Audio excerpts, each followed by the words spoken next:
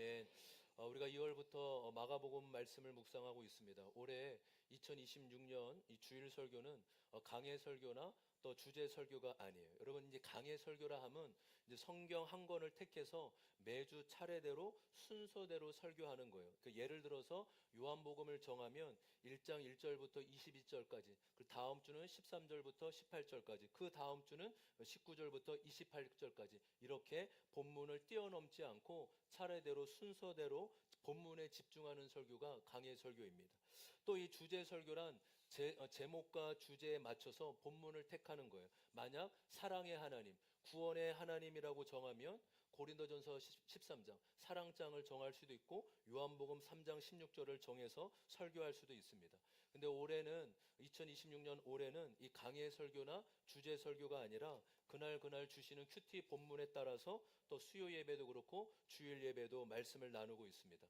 여러분, 그렇게 우리 교회가 교회 예배에서뿐만 아니라 삶 속에서도 날마다 주시는 말씀을 통해 하나님의 인도하심을 받기를 소망합니다. 3월 달에도 여러분 마가복음 말씀을 계속 묵상하게 됩니다. 여러분, 마가복음은 이 사복음서 중에서 가장 먼저 기록되었고 또 분량이 가장 짧습니다. 그래서 여러분 사복음서 마태, 마가, 누가, 요한복음 이것이 사복음서 있는데 사복음서 중에 분량이 가장 짧은 성경이 어디라고요? 마가복음입니다. 마가복음. 이게 꼭 시험에 나오는 주제니까 알고 계시면 너무 좋을 것 같아요. 마가복음이 분량도 가장 짧기 때문에 이 스토리 전개도 긴박하고 짧게 흘러갑니다. 여러분, 마태, 마가, 누가, 요한 이 사복음서가 모두 예수님의 생애와 가르침을 기록하고 있어요. 여러분, 예수님의 생애와 가르침 중에 가장 큰 핵심은 무엇일까요? 여러분, 예수님의 모든 사역과 가르침은 결국 이것을 향해 가고 있습니다. 무엇일까요? 바로 예수 그리스도의 십자가의 사건입니다. 그러니까 예수 그리스도의 십자가를 향해 모든 것이 진행되고 움직이고 있어요. 그러니까 우리가 이 복음서를 묵상하면서요, 놓쳐서는 안 되는 질문이 두 가지가 있습니다. 첫 번째는 예수님은 과연 누구신가라는 질문이에요. 한번 따라해 볼까요? 예수님은 과연 누구신가? 우리 더 크게, 예수님은 과연 누구신가? 그러니까 예수님이 누구시고 예수님이 무슨 일을 하셨는지 알아가야 되는 거예요. 왜냐하면 예수님을 알아야만 그분을 믿을 만한지, 예수님을 알아야만 그분이 내 삶에 어떠한 분이시고 내 삶을 맡기고 의지할 만한 분이신지 알기 때문이죠. 또 두 번째로는 예수님과 나와 무슨 상관이 있는가라는 질문입니다. 여러분, 도대체 예수님이 하나님의 아들이라는 것이 나와 무슨 상관이 있는 걸까요? 예수님이 구원자라는 사실이 우리에게 무슨 상관이 있는 걸까요? 정말 그렇다면 그것이 나와 무슨 상관이 있는가? 예수를 믿고 따를 만한가? 여러분, 이런 질문을 던져봐야 된다라는 것이죠. 그래서 이 두 가지 질문, 예수님은 누구시고 예수님과 나는 무슨 관계가 있는지를 살펴보는 것이죠. 여러분, 누군가는 그럴 수 있습니다. 지금 현대 삶에 이렇게 바쁘고 할 일이 많은데 어떻게 그렇게 묻고 따지냐? 내 삶도 바쁜데 예수가 나와 무슨 상관인지 뭐가 그렇게 중요하냐? 지금 내 먹고 살기도 힘든데, 내가 먹고 사는 문제가 급하고 가장 중요한데, 이렇게 여길 수도 있습니다. 근데 여러분, 예수님이 이 땅에 오신 목적을 알면 우리는 진지하고 고민하고 반응해 봐야 합니다. 여러분, 그분이 오셔서 우리에게 돈을 주시거나 인생 성공을 주시거나 좀 더 남들보다 잘 사는 인생을 오신 게 아니래요. 그분이 오신 것은 영생을, 다시 말해 영원히 사는 것을 주려고 오셨다고 말씀하십니다. 단지 이 땅에 90년, 100년의 인생이 아니라, 죽음이 끝이 아니라 영원히 사는 생명을 주러 오셨다고 말씀하고 계십니다. 여러분, 그렇게 저와 여러분이 90년, 100년의 인생을 걸고 질문을 던질 만한, 예수님은 도대체 누구신가? 예수님은 도대체 나와 무슨 상관이 있는가라는 이 질문을 우리의 인생을 걸쳐서 얼마든지 던질 만한 가치가 있는 충분한 질문인 것입니다. 여러분, 그렇게 성경을 읽고 묵상하며 이 두 가지 질문, 예수님은 과연 누구신가? 누구시고 무슨 일을 하셨는지, 또한 그분은 나와 무슨 상관이 있는지, 이 질문을 던지며 묵상할 수 있는 은혜가 있기를 소망합니다. 오늘 본문은 이렇게 시작하고 있어요. 우리 2절 말씀 같이 한번 읽어보겠습니다. 시작. 그리고 엿새 뒤에 예수께서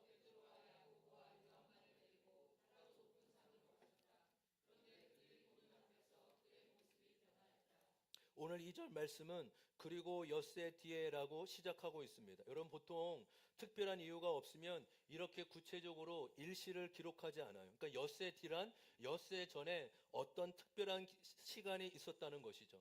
여러분 그 시간이 어떤 것일까요? 바로 어제 토요일 본문에 나와요.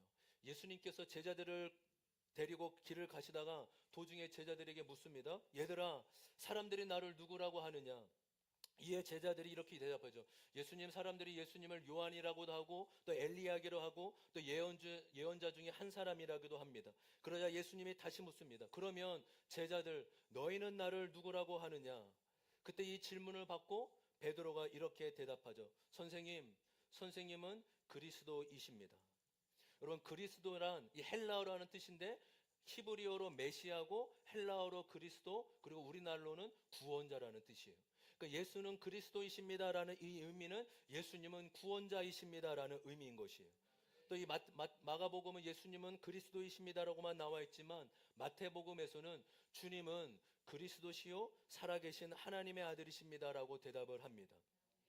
여러분 그 대답을 듣고 베드로의 그 신앙 고백 대답을 듣고 예수님께서 처음으로 이렇게 말씀하세요. 마가복음 8장 31절입니다. 마가복음 8장 31절 제가 읽겠습니다.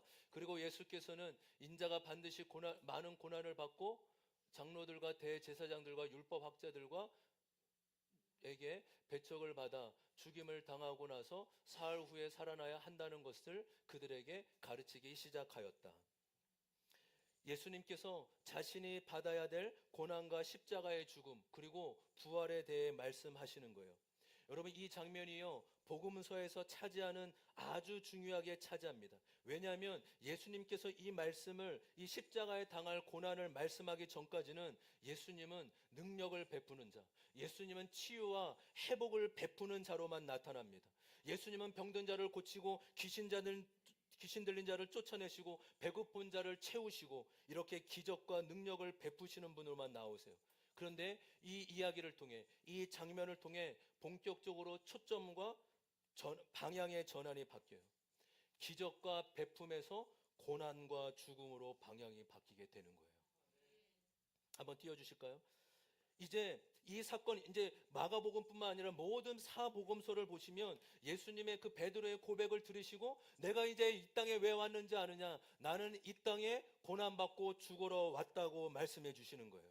이제 틈만 나면 수시로 내가 이 땅에 온 목적은 나는 이 땅에 죽으러 왔다. 나는 고난받고 십자가에 죽을 것이다 라고 그렇게 이야기하는 것입니다. 여러분 제자들은 얼마나 충격을 받았을까요? 예수를 정치적 메시아로 자신들을 해방시켜 줄 믿고 다 포기하고 따라갔어요. 근데 이분이 갑자기 나는 죽으러 왔다고 하니 얼마나 혼란스럽고 불안했겠어요. 그 말을 듣고 충격을 받은 베드로가 어떻게 했나요? 마가복음 8장 32절입니다. 32절 우리 같이 한번 읽어보겠습니다. 시작. 예수께서 드러내놓고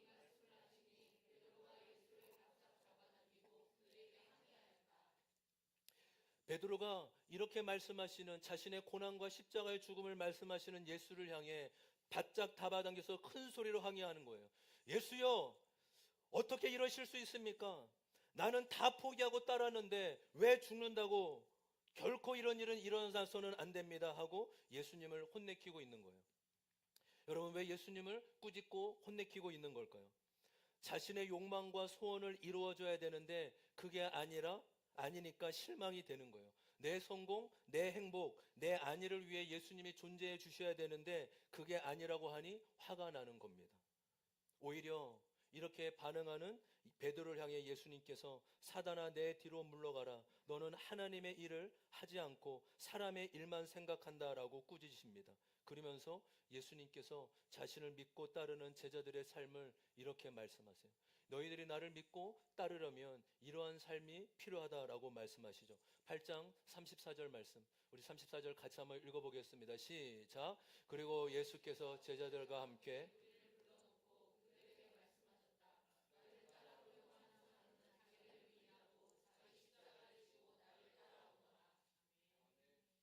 예수를 믿고 따르는 것은 자기 자신을 부인하고 자기 십자가를 지고 따르는 것이라고 말씀하세요. 어떻게 보면 넓은 길, 평탄한 길이 아니라 그 길은 협착하고 쉽지 않고 울퉁불퉁한 길이라고 말씀하시는 거예요. 아마 여기까지 들은 제자들은 혼란스럽고 힘들었을 거예요. 자신들의 기대가 다 무너지며 자신 스스로 실망감이 가득 찼을 겁니다. 이게 뭐야? 고생하려고 예수님 따르는 거야? 이렇게 고생만 하면 예수님 따를 이유가 뭐가 있어? 라고 이런 생각을 가득했을 것입니다. 그때 예수님께서 그들의 마음에 가득한 것을 아시고 그들에게 무엇이 필요한지 정확하게 아셨습니다. 바로 십자가 뒤에 이루 말할 수 없는 영광이 주어지게 된다는 것이에요. 십자가만 있는 것이 아니라 영광도 반드시 있다는 것이에요. 여러분, 십자가와 영광은 뗄래야 뗄 수 없는 한 세트예요. 십자가가 오면 언제나 그 뒤에 영광이, 이루 말할 수 없는 영광이 기다리고 있습니다. 여러분, 오늘 본문이 바로 이것을 우리에게 보여주고 있는 것이에요. 십자가 뒤에 영광이 있다. 우리 2절 말씀 다시 한번 읽어볼까요? 2절입니다. 시작. 그리고 엿새 뒤에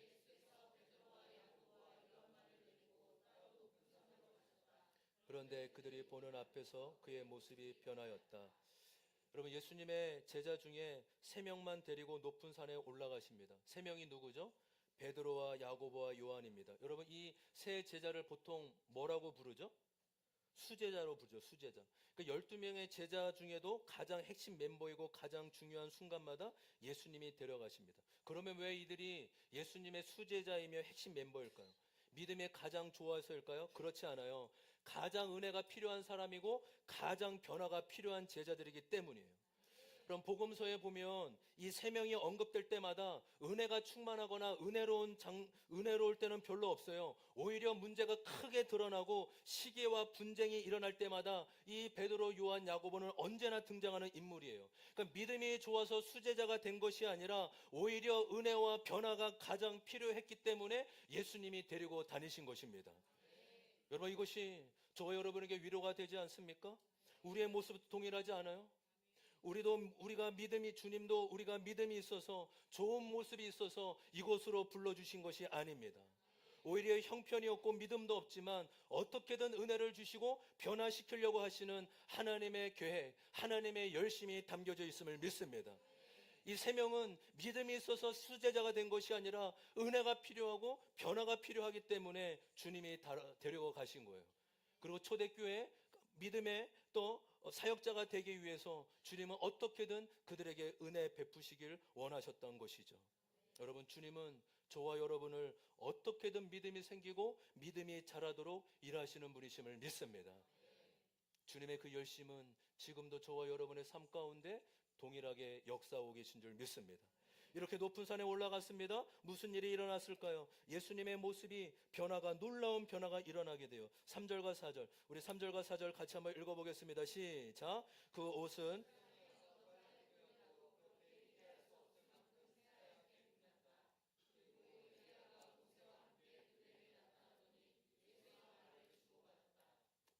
예수님의 옷이 세상에서 볼 수 없이 새하얗게 빛났다고 합니다. 표현상 이런 의미예요. 그 눈이 너무 부셔서 차마 볼 수 없을 만큼 빛이 났다는 거예요. 마태복음에 보면 예수님의 얼굴이 해같이 빛났다고 증거합니다. 또 4절에서는 예수님이 엘리야와 모세와 나타나 예수님과 말을 주고받습니다. 여러분, 어떻게 이것을 기록한 저자는 그 두 사람이 엘리야와 모세인지 어떻게 알았을까요? 여러분, 오늘 이 본문은요, 죽음 이후에 맞게 될 부활의 영광의 증거인 거예요. 우리 믿는 자들이 죽음 이후에 맞게 될 부활의 영광을 보여주는 사건인 것이죠. 다시 말해 천국의 모습을 보여주고 있는 것이에요. 여러분, 우리의 삶이 고난과 십자가로 끝이 아니라 반드시 천국의 영광이 있다는 것을 보여주고 있는 것입니다. 여러분, 천국에 가면 다 알아볼 수 있다는 거예요. 누가 엘리야고 누가 모세인지 설명이 필요 없는 거예요. 딱 보자마자 저 사람은 엘리야구나, 저 사람은 모세이구나. 천국에 가면 다 알아보게 된다라는 것입니다. 여러분, 오늘 이 엘리야와 모세는요, 구약 시대를 대표하는 두 인물이에요. 마치 현재 우리나라 사람으로 말하면 살아있는 세종대왕과 이순신 장군을 보는 것과 동일한 그런 상황인 것입니다. 여러분, 제자들의 놀라움은 여기서 그치지 않아요. 그들은 직접 하나님의 음성을 듣게 됩니다. 7절, 우리 7절 같이 한번 읽어보도록 하겠습니다. 7절입니다. 시작. 그런데 구름이 일어나서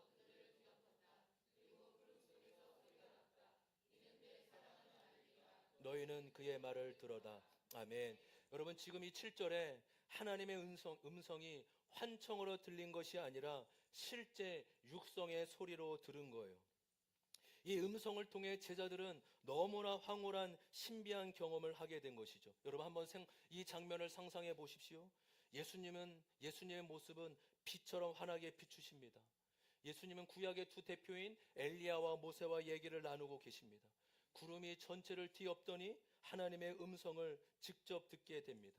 이 땅에서 한 번도 경험할 수 없는 신비와 영광스러움과 황홀함을 경험하고 맞이하고 있는 것이죠.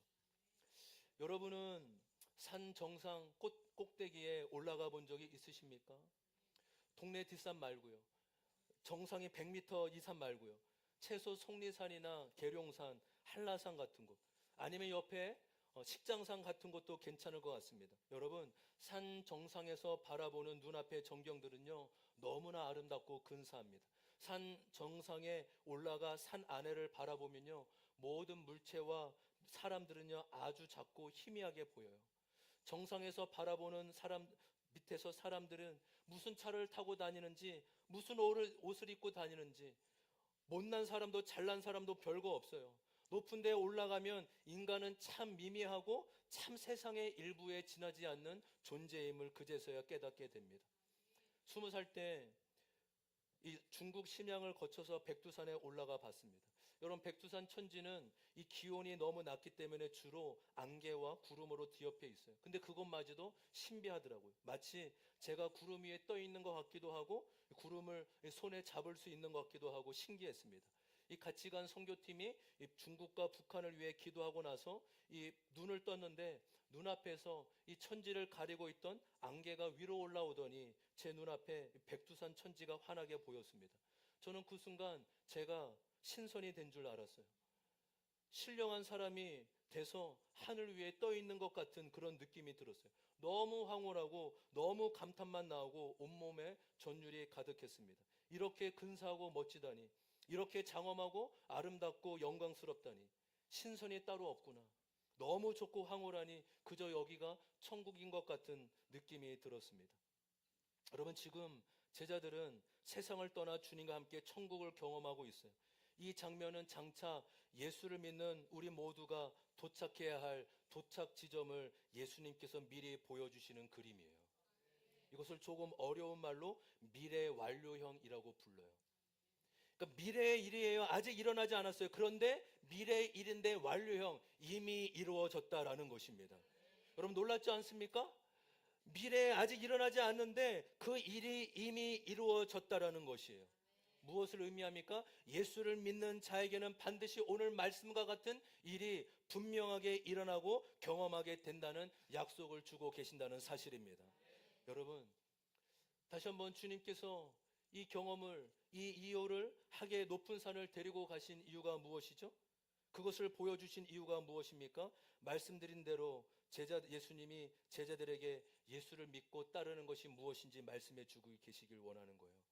예수를 믿는 것은 나를 부인하고 십자가를 지고 따르는 것이라고 하세요. 신앙생활에는 어려움이 있고 고난이 있고 좁고 힘든 일을 겪게 될 수 있다는 것이에요. 그것을 듣고 예수님, 이렇게 힘들 거면 따를 이유가 뭐가 있습니까? 이렇게 좁고 어려운데 우리가 무슨 유익이 됩니까? 아마 이런 생각을 다 하지 않겠습니까? 그런 제자들의 생각을 아시는 주님께서 이 변화산 사건을 허락하신 것입니다. 다시 말해 우리 믿는 자는 반드시 이 영광스러운 순간을 경험하게 될 것입니다. 이 장면이 이 땅에서 삶을 살아가는 저와 여러분에게 하나님이 소망을 주시는 놀라운 약속의 말씀임을 믿습니다.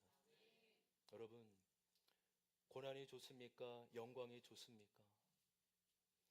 눈물이 좋습니까? 환희가 좋습니까?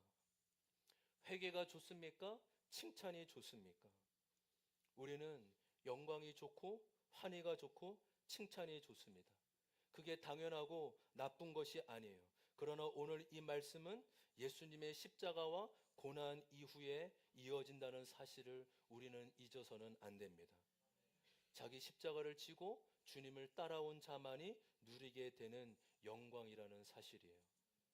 우리 같이 첫 번째 적용 질문 같이 한번 읽어볼까요? 첫 번째 적용 질문입니다. 시작.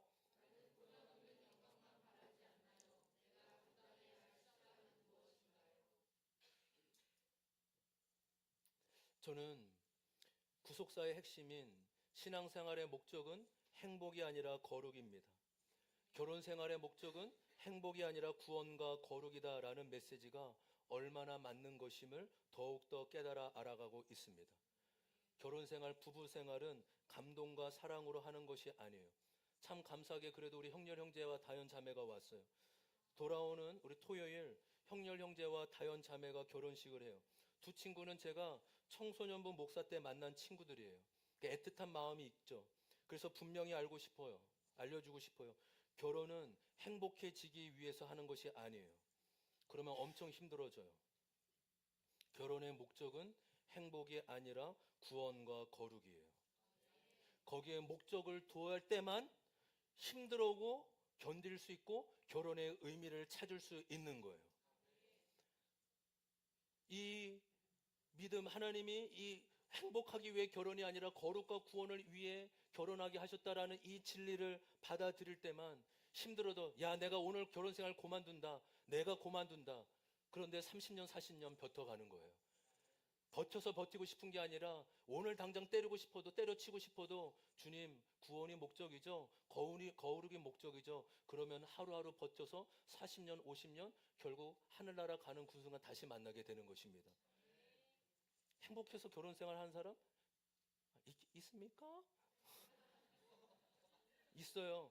결혼 생활 2년. 네, 결혼 생활 2년. 우리 형렬 형제와 다연자매에게도 부탁드려요. 학원 일 때문에 워낙 바쁘지만 이제 예배와 목장에도 들어오고 목장에서 싸우는 거예요. 부부 생활은 둘이 하면 끝이 안 나요. 목장에서 싸우고 서로 이르는 거예요. 내 남편이, 내 아내가.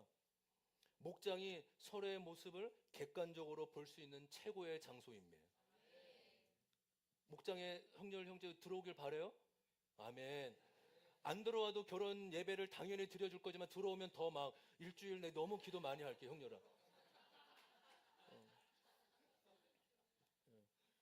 주님 안에서 이 부부 예식, 결혼 예식이 얼마나 축복된 것인지, 어떤 그 부부의 생활, 믿음의 가정을 지키는 앞으로 풍성한 은혜가 있기를 소망합니다. 우리는 영광이 좋고 감격이 좋고 환희가 좋습니다. 그러나 거기에는 십자가와 고난이 전제되어 있다는 사실을 잊어서는 안 됩니다. 베드로가 이 영광에 취해 있는 거예요. 주님, 여기가 너무 좋습니다. 여기를 떠나고 싶지 않습니다. 주님을 위해 엘리야와 모세를 위해 초막세계를 짓고 여기에 있는 것이 좋겠습니다라고 말하죠. 그럴 수 있죠. 천국의 영광을 경험했으니. 그런데 예수님은 계속 거기에 머물러 있잖아요. 얘들아, 오히려 산으로 내려가야 된다. 우리 영광을 이렇게 경험했으면 이제 산으로 내려가자라고 말씀하세요. 예수님이 가실 곳, 제자들이 가야 할 곳은 바로 산 아래였기 때문이죠. 우리 9절 말씀입니다. 우리 9절 말씀 같이 한번 읽겠습니다. 시작. 그들이 산에서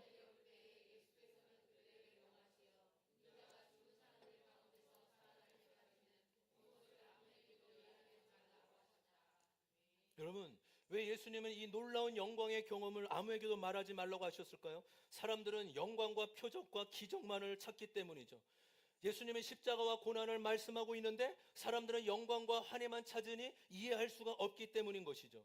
여러분, 내일 큐티 본문에 보시면 이 산 아래의 모습이 얼마나 적나라한지 보여져요. 아이가 귀신이 들려서 아버지가 제자들에게 데리고 옵니다. 그런데 귀신이 나가지가 않는 거예요. 그것을 보려 온 이 율법학자들과 논쟁이 벌어지고 싸움이 일어나고 있는 거예요. 아버지는 지금 고통을 당해 울고 있고 자기의 아들은 거품을 물고 몸이 굳어가지고 뻗어 있고 이런 적나라하고 안타까운 현실이 눈앞에 보여주고 있는 거예요. 여러분, 이것이 현실이라고요. 산 위에는 황홀경에 있지만 산 아래는 현실입니다. 산 위에는 영광이 있지만 산 아래의 특징은 고통인 거예요. 더 실제적인 표현으로는 이 세상이 미친 세상이라는 거예요. 귀신 들린 세상이라는 거예요. 그런데 예수님은 산 위에만 머물러 있지 않고 산 아래로 내려가십니다. 예수님은 이 세상의 고통과 관심 없는, 상관없는 분이 아니신 것이죠. 산 위의 영광스러운 모습만 취하는 분이 아니라 산 아래에 인생의 고통을 짊어지는 영혼들에게 관심이 있으시고 함께 하시는 분이신 것입니다.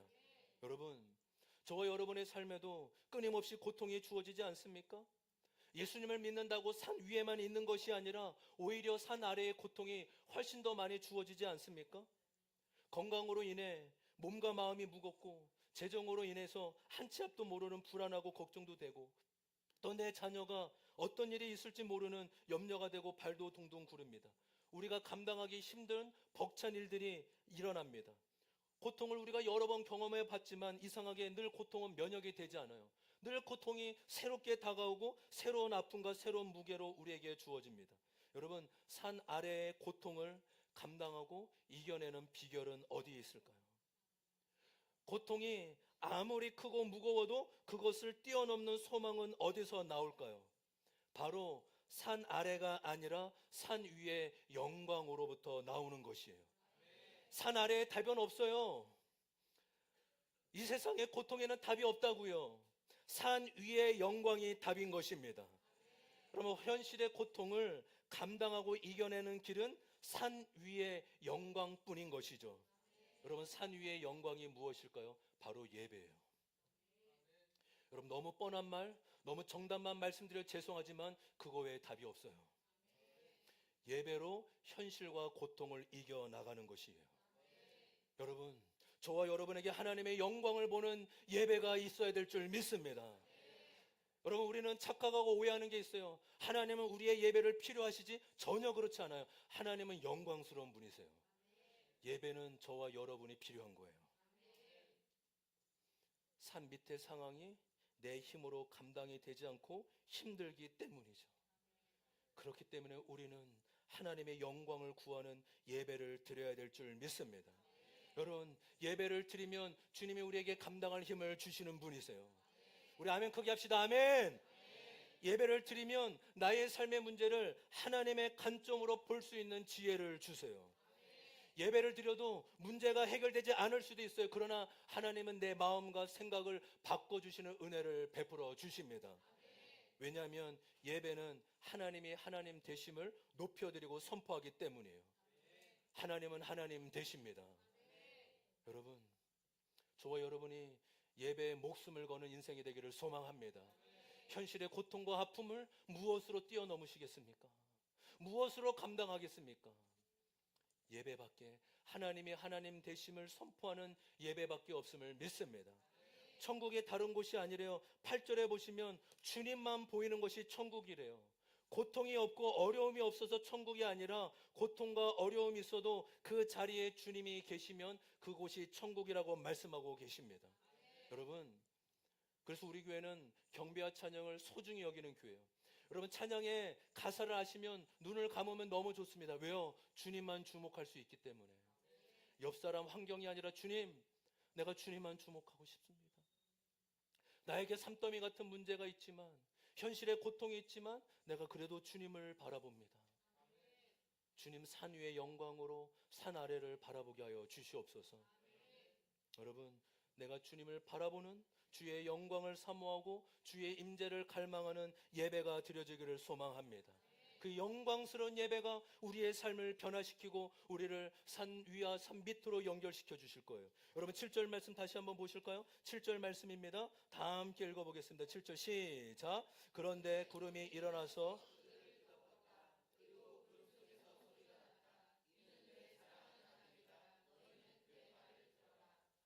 여러분, 여기서 그의 말이란 누구입니까? 바로 예수님의 말이에요. 예수님의 말씀을 들으라고 하십니다. 여러분, 저와 여러분에겐 정답이 없을 줄 믿습니다. 세상과 세상의 학문에 정답이 없어요. 여전히 산 밑은 고통의 뿐이죠. 그러나 예수님의 말씀이 들려지면 되는 것이에요. 우리에게는 말씀이 필요해요. 말씀이 때로는 우리로 하여금 산 위에 영광으로 가라고 하시고, 때로는 산 아래의 고통으로 직면하고 그 현실로 우리를 데려가라고 하십니다. 왜냐하면 나에게 정답이 있는 것이 아니라 하나님에게 정답이 있기 때문이죠. 말씀이 정답이 있기 때문이죠. 우리 마지막 적용 질문 같이 한번 읽어보도록 하겠습니다. 다 함께 마지막 적용 질문 다 같이 읽습니다. 시작. 예배와 말씀이 승리의 비결임을 믿습니까?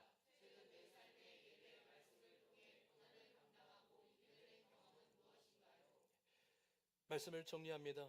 여러분, 우리가 드려지는 예배에 하나님의 영광을 사모하는 예배가 되기를 소망합니다.